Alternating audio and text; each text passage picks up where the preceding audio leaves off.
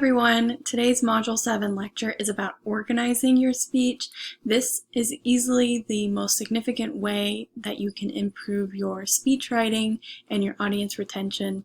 So, lots to it today. We're going to be focusing mostly on the intro of the speech and the conclusion of the speech. As you may have realized already, the speech structure is very close to like just a regular paper or essay structure. You're going to have an intro, a body, and a conclusion. So let's go over those in a little bit more detail. Starting with the introduction, the main purposes of the introduction are going to be getting the attention of the listeners, so hooking them, getting their attention early so that they stay attuned to what you're saying. Establishing the purpose of the speech, of course, with your thesis statement, and then telling the listeners where they are going, or more importantly, where you're going to take them. The largest portion of your speech is going to be the body of the speech, and this presents the main points and the supporting points. Usually, like I said, we should have 2 to 4 main points, especially with the length of our speeches only going to about 6 minutes at their longest. So stick with, I would say, 2 or 3 main points. That way you're not overwhelming the audience with too many concepts, but also you have plenty in there in order to make a good argument. And then the last part of your speech is, of course, going to be the conclusion. This summarizes the main points, so you take your audience back through whatever you told them. It reiterates the thesis and the purpose, and then it challenges the audience to respond in some way. Now, when you first learn how to organize a good, proper speech, it might seem like you're saying the same thing over and over and over again and being a little bit redundant. Don't worry. If you're repeating yourself, that's good. We just want to make sure that we're varying our language, but still telling the audience essentially the same things over and over again so that they really get our points. And Aristotle told us to do this, and it's been modernized to be this kind of adage in the speech-making community, and it's tell them what you're going to tell them, and then tell them what you've told them. So within the body of the speech, you're going to have main points and subpoints, and this is where you're making your claim, establishing your argument for the audience. And so if you want to know more about this, make sure you go back to the module about supporting material and all those different ways that you can use evidence in order to support whatever kind of argument you're making. The main points should express key ideas or major themes of the speech, so make sure these are a little bit more broad in terms of how you're arguing your points. They should be mutually exclusive from each other, so make sure that they're unique, and then you're building up each unique main point within those subpoints. They should be stated as declarative sentences in parallel form, and they should flow directly from your speech purpose and thesis. If you're wondering what it means to have your sentences in parallel form, basically you should try to use the same grammatical and syntax structure for each of your main points. So whenever you come up to writing one of your main points, try to make them sound kind of similar. So for example, if you're giving a speech about how to get more community service hours, you could say, for your first main point, one way to get more community service hours is this. And then once you come to your second main point, another way to get more community service hours is go to that main point.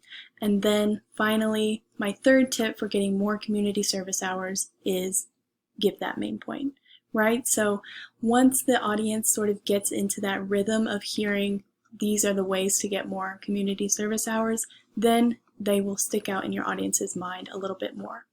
Like we've gone over before, below each of your main points are going to be 2 or 3 supporting points, and these are used to substantiate your main claims. So supporting points organize the evidence you have gathered to explain or justify your main points. Basically, it's arguing and providing more support for whatever you're telling the audience to do or how to think, etc. So supporting points are generated with information you have collected in your research. That means especially in our supporting points, we need to be making oral citations and giving out credit to wherever we found that information. And these supporting points often come in the form of examples, narratives, testimony, facts, and statistics, like we went over in the module about supporting material. Your pocket guide tells us that when we're organizing our speech, we should strive for a unified, coherent, and balanced organization. So in terms of unity, we want our speeches to be unified in that the speech contains only points implied by the purpose and thesis statement. We don't want to go off on random tangents because the audience might get a bit distracted by that, right? So always make sure that whatever you're putting in the body of your speech and in the conclusion of your speech always comes right back to the thesis statement in the intro of your speech. Next, we want to make sure that it's coherent, of course, and that means that it has clear and logical organization. There are no logical fallacies within the speech, and it all follows a pattern that makes sense to the audience. The organization is based on principles of coordination and subordination. So that means basically that your main points are coordinating with your intro, and then those supporting points are coordinating with that main point. And lastly, you want balance within the body of your speech. So appropriate emphasis or weight is given to each part of the speech relative to the other parts and to the theme. So this happens especially when you're writing out your supporting points and your main points. You want to make sure that the research and the argumentation given to each main point is about balance. You don't want to be emphasizing one main point a lot more than your third main point, for example. Next, we should talk about transitions. These are also called connectives, and they help us to give direction to the speech. These are words, phrases, or sentences that tie the speech's ideas together. They should occur between the introduction and the body, between each of your main points within the body, and then lastly between the body and the conclusion. So there are a lot of transitions. Basically, I like to think of them as turn signals. You're just telling your audience exactly where to go next, where we're headed next. This will sort of feel like you're ushering them through the speech, and it will help them be more comfortable and relaxed in order to move on to new information. Now, the transitions that I personally like the most are very detailed, and they come in the form of internal summaries and internal previews, meaning that you sort of summarize what you just said and then preview what you're about to say. So for example, if I was writing up a transition still within that speech about getting community service hours, and I was in between main point 1 and main point 2, I would say, so now that we've talked about how important it is to find a cause that you really care about, let's move on to discussing how you can actually find organizations in your community that help that cause, or something like that, right? So we've sort of summarized what we just said, and then we've previewed the next main point that we're going to talk about. Let's now go over in more detail the components of the introduction. There's more to the introduction than you might think. First off, we have the attention-getting device. Next, of course, we have the thesis statement. Next, we have a statement of credibility. Fourth, we have the preview of main points. And then, of course, we transition into the speech body. So let's go over those in a bit more detail. First, we want to gain the audience's attention with an attention getter. So methods of winning the audience's attention from what you say, show, or do, including telling a story. So if you can implement a narrative or an anecdote here, it can really start to ignite the audience's imagination, get them thinking, get them warmed up for the rest of your speech. Next, you should probably try to establish common ground, and you can do this in a variety of ways with a variety of these types of attention getters. If you can somehow close that gap in between you and the audience and make them feel more comfortable, that's always really good. And now for a short clip of Jo coming at you from a different angle because she was editing the video and realized that part of it hadn't saved. So, technology, am I right? The next way on our list to gain the audience's attention is to offer some unusual information, or at least something you think they haven't heard before. This often will come in the form of a shocking statistic that really gets their mind working and says, hey, this is something that you need to pay attention to. It's a real issue that's going on in the world. Or maybe even a fun fact that just makes them excited about what you're about to talk about. Another way you can gain the audience's attention is through posing a provocative question. Usually this is a rhetorical question because you don't actually want them to answer you back. It's just something to get them thinking, right? So if you were still talking about community service, you could say, did you know that lots of community centers around Lubbock would love for you to be a volunteer? Or something like that, just to sort of get their wheels turning a little bit about your topic. You can also use humor if that feels right to you, if it's the right kind of setting, of course. Make sure that your jokes are appropriate, and make sure that you might want to ask a few people, run it by a few people first and make sure that it's funny, because you definitely don't want to bomb a joke right as you come out for your speech, because it might throw you off, it might throw the crowd off a little bit. But if you're a funny person, I always love a little bit of comedic stylings in my public speaking. You can use a question, that's always really fun, a quotation, excuse me, from a famous person or a historical figure usually works the best, someone that is immediately recognizable to the audience. Or if it's not a person that's immediately recognizable, do one of those qualifications, like a source qualifier. Make sure to tell the audience why this person matters to your specific topic. And so many times a different person in history has articulated some concept that you're talking about in a really smart and unique way or powerful way. And so it can be great to just sort of borrow that and then give them credit, and that also gets your audience hooked on what you're about to say. And then lastly, you can simply refer to the audience or specifics about the audience and or the occasion, right? So just sort of call out what's going on here, what's happening, why you've all gathered here. And that can also be a great way to establish some common ground between you all.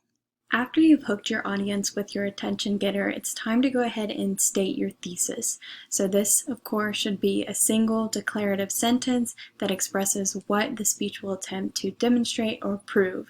And it's always good to include what you hope to accomplish in the presentation. Following your thesis statement, you should try to establish credibility as a speaker. So this is where you make a simple statement about your unique qualifications, experience, and knowledge with respect to the topic and occasion. So this is just where you don't brag, you don't be arrogant, but you let the audience know why you in particular are a reputable speaker on this particular topic. And so going back to my hypothetical speech about community service, I might say something as a credibility statement like, I've been doing weekly community service for a year now with an organization that I love, and in preparation for this speech, I've done a lot of research about how you can find the same kinds of opportunities. After that, you want to preview your main points, and this helps listeners mentally organize the speech. It's sort of like giving them a roadmap for your entire presentation so that they know exactly where you're going to go with it. And introductory previews should be straightforward and concise. So we're always wanting these types of components to be clear and distinct and not confuse the audience in any way. So try to state these main points in your preview the same way you'll state them in the body of your speech. So use the same language, the same type of syntax, that way so that when they hear it in the preview, they can recognize them when they come later in the body of the speech. Now let's jump all the way from the introduction past the body of the speech to the conclusion. So the conclusion of your speech does a whole lot that you might not realize. First, it signals the end of the speech, it summarizes your key points, it reiterates the central idea or the thesis, it challenges the audience to respond to your language in the speech, and it ends the speech memorably. So this component of the conclusion might seem a little bit trivial, like it's not going to matter that much, but it's important to signal the end of the speech and provide closure for your audience. So right after the body of your speech, you want to use a transitional word or phrase to signal that you're nearing the end of your speech, moving into the conclusion. Something like, finally, in conclusion, to conclude, let me close by saying, or today we have discussed such and such, right? So you also might want to adjust the manner of your delivery when you get to this point, just to sort of usher them into the conclusion and wrap up in a way that is distinct. So maybe vary your tone, your pitch, the rhythm, or the rate of speaking. Here are the three components of a good speech conclusion. It's a review of the main points. Secondly, a restatement of your thesis. And finally, a closing thought or a call to action. So let's go over these in a little bit more detail. First, it's that review of main points. It's basically a summary of what you've said before. This is restating and emphasizing your main points, which will help your listeners to remember them because repetition helps us a lot with the memory. It brings the speech full circle. So since you're reviewing, you're traveling back into what you said before. Remember Aristotle's thing about telling your audience what you've already told them. And it provides a sense of completion and closure for your audience. After you've reviewed your main points with your audience, you want to restate your thesis or purpose statement. So always reiterate the topic and the purpose of your speech. This imprints those things on your audience's memory. So when you're a beginner in speech making, you might want to say the thesis statement exactly how you said it in your introduction. But once you get into more advanced speech writing, you might want to change up the wording and the syntax of your thesis statement a little bit once you're putting it in the conclusion, just to still express those same sentiments, but vary the language a little bit to not make it stale. Finally, the very last component of your speech should be a closing thought and or a call to action to your audience.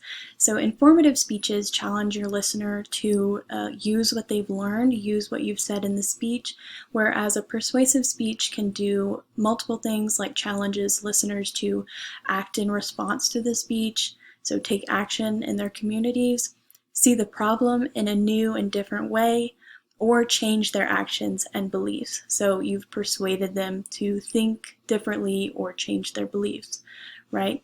It's always good to close with a quotation, story, a question for them, like a rhetorical question, challenges, or references to the audience and occasion. And this last one is going to, again, bridge the gap between you and them and create common ground. In my opinion, the best closing thought you can have is one that uniquely and creatively references back to the very first thing you said, the attention getter or the hook, right? So if you used a quotation by a public figure as your attention getter, then maybe reference back to that or even repeat that quote in order to really put a bow on your speech. All right, there's one more thing that I'd like to show y'all. It's this little diagram of the introduction components and the conclusions components that I made. And if you're a visual learner, this kind of thing might help you a bit. So up here with the lightning bolt, we have the attention getter or our hook. That's the very first thing we'll say in our speech, right? This is followed by our thesis statement. I put it in a little thinking bubble because it's a main idea. Following this is our credibility statement, where we talk about our qualifications and our experience that makes us a good speaker on this particular topic. After this, you're going to provide a little bit of framework. That's why I tried to make this look like a frame, okay, with your preview of main points.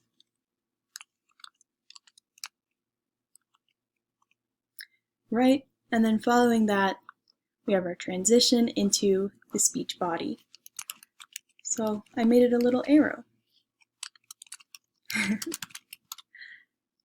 All right, then in the middle here, we have our speech's body with the main points and the supporting points below them. Then we transition into our conclusion. Again, it's a little arrow.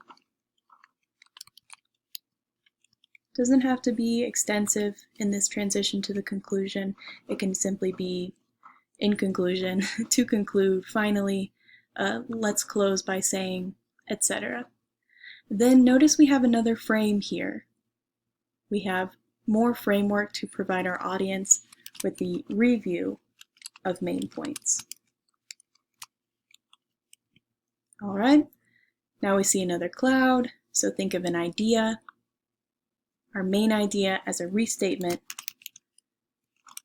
of the thesis. And then finally, we have another lightning bolt.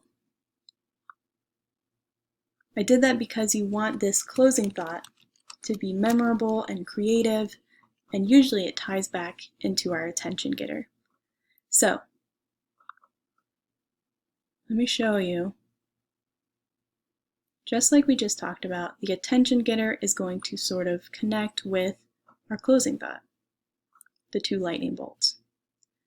Same thing, our thesis statement and the restatement of the thesis statement is going to be very similar, perhaps even identical, and those are going to connect together, right?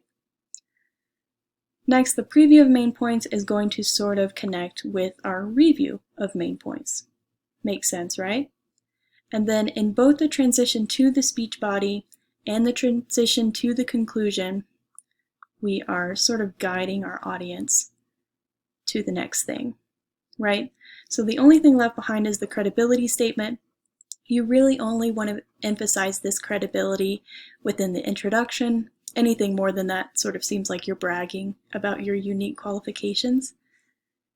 So you can see here that all the other components of the introduction and the conclusion sort of have a partner within the other one.